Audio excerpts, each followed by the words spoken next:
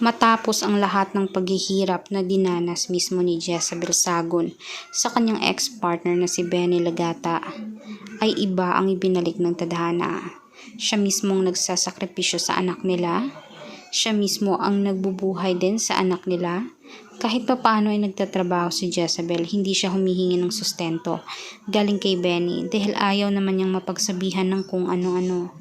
Alam naman kasi niya kung gaano at ano ang responsibilidad ng isang asawa bilang isang parte na rin mismo ng buong pamilya. Kailangan pareho kayong matimbang na may trabaho. Huwag iasa sa isa lang ang mismong pangangailangan ng anak nila. Mabuti na nga dahil responsableng babae si Jessa. Hindi tulad ng ngayon na babae mismo ni Benny na umaasa lang sa kanya kahit tricycle driver na lang siya. Ngayon naman, dahil nga sa kabaitan at busilak na puso ni Jezabel, merong handog nga na pabahay. Natutuwa naman siya dahil merong mga lumalapit talaga na blessing sa kanya na hindi niya inaasahan.